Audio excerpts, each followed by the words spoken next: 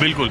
एक तरफ वो लोग हैं जो मानते हैं कि आज़ादी भी 2014 के बाद मिली, भारत की पहचान भी अंतर्राष्ट्रीय मंच पे 2014 के बाद मिली, सामरिक आर्थिक शक्ति के तौर पे हम 2014 के बाद आए, पॉलिटिक्स में भी इकबाल कायम हुआ 2014 के, माने ज्यादातर अच्छी चीजें 2014 के बाद हुई, उसके पहले सब कुछ खराब था। राम मंदिर का बनना आज हमें लगने लगा है कि भाई मोदी की जो सोच है वो पूरे देश के लिए है।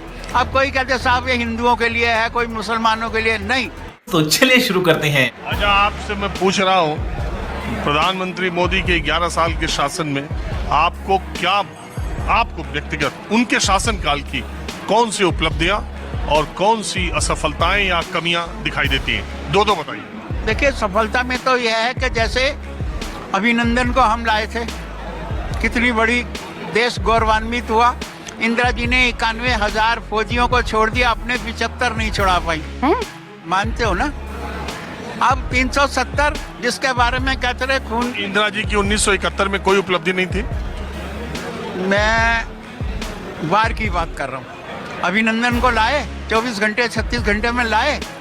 इंदिरा जी ने 91,000 फौजी छोड़ दिए जब बांग्लादेश हुआ, और अपने 75 फौजी नहीं छोड़ा के ला पाई। अच्छा। दूसरा, मैं मान रहा हूँ कि पाकिस्तान के 2 टुकड़े हुए, लेकिन उस वक्त वहाँ की मुक्ति वाहिनी हमारी आर्मी के साथ थी। हमारे जो वीर जवान थे उन्होंने मुक्ति वाहिनी के साथ मिलके, ठीक है, पाकिस्तान के 2 फाड़ हुए, पाकिस्तान का भी। हम आपसे अभी के 2 पूछ रहे हैं, आप 71। आपने बीच में इंदिरा को घुसेड़ दिया ना, इसलिए आपने मैंने नहीं कहा, आपने जब कहा। बेचारे भूल गए होंगे, टेंशन बहुत है ना। देखिए, एक तो अभिनंदन को लाए, देश गौरवान्वित हुआ। जहाँ तक 370 की बात है, कश्मीरन वो अपनी क्या, हम आपसे पूछ रहे हैं, फिर अगर आप हमारी बात समझ रहे हैं, मैं आपसे कह रहा हूं कि अगर इन 11 साल के शासनकाल की आप अपने व्यक्तिगत समीक्षा करते हैं तो उसमें कौन से 2 फैसले हैं जो आपको बहुत आकर्षित करते हैं, आप बहुत खुश होते हैं, और कौन से 2 चीजें ऐसी हैं जो आपको लगता है कि अभी 11 साल में रह गई, होना चाहिए था, उम्मीदें जो थी वो पूरी नहीं? पॉइंट का बात किया, हाथ मिलाएगा। मंगल ग्रह में हम पहुंच गए, मानते हैं ना।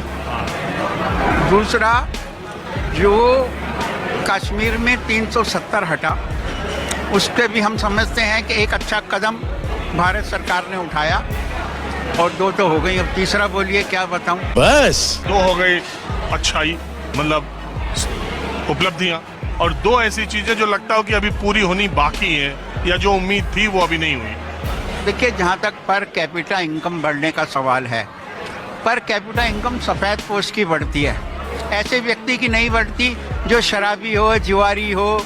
वो कहते ना, पत्ते खेलो, पौवे पियो, पत्ते चाटो, पटरी पे पसर जाओ।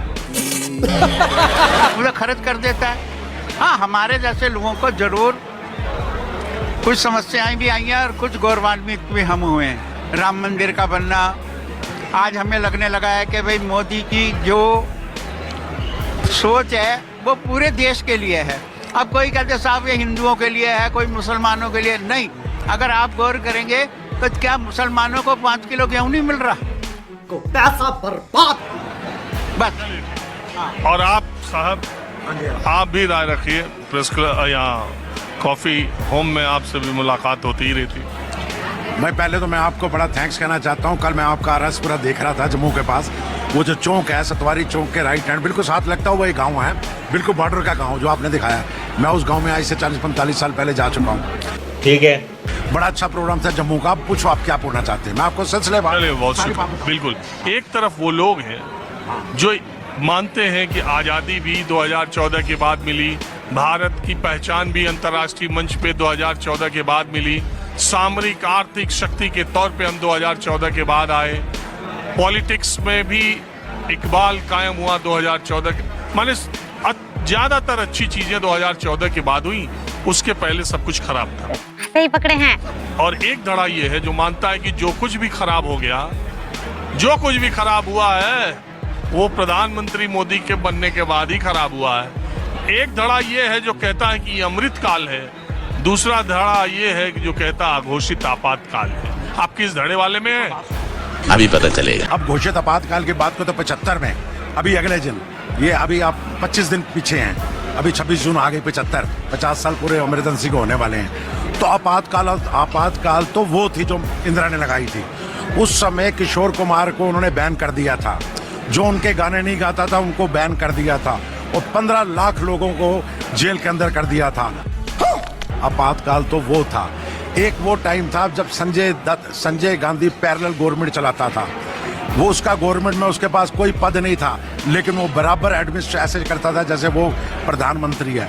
अब एक काल 2014 के बाद, जिसको आप अमृतकाल कहते हो, आप कुछ भी कह रहे हो, नाम तो नहीं मैं दूंगा खैर, लेकिन मेरे को लगता है इस काल के अंदर काफी हद तक गवर्नेंस का मतलब लोगों को मालूम पड़ा है, ठीक है।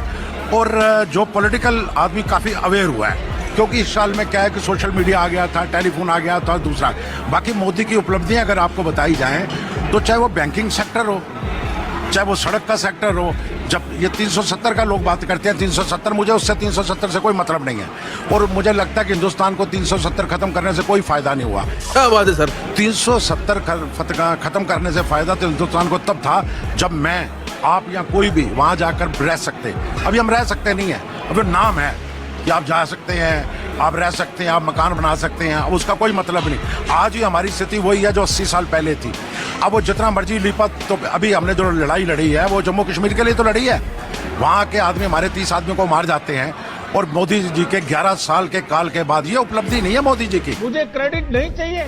आपने अच्छा युद्ध लड़ा, 3.5 दिन में पहली बार उनको जवाब दिया और उनको बिल्कुल बराबर कर दिया, उनको भीख मांगनी पड़ी आपसे सीज फायर करने के लिए, बड़ी अच्छी बात है।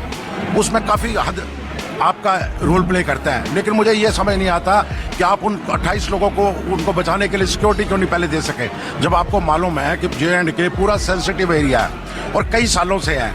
अरे बाप रे, ये तो धोती खोल रहा है। वहाँ इंटेलिजेंस का फेल्योर था, उतने हजार लोग जा रहे थे, आपको कुछ पता ही नहीं था। कोई सिक्योरिटी तो होनी चाहिए था। अरे सिक्योरिटी तो होनी चाहिए जब हजारों लाखों आदमी टूरिस्ट जा रहा है, रेगुलर जा रहा है, पिछले 3-4 साल से पिक कर रहा है। आपकी रिपोर्ट कह रही है और हम भी सुन रहे हैं काफी।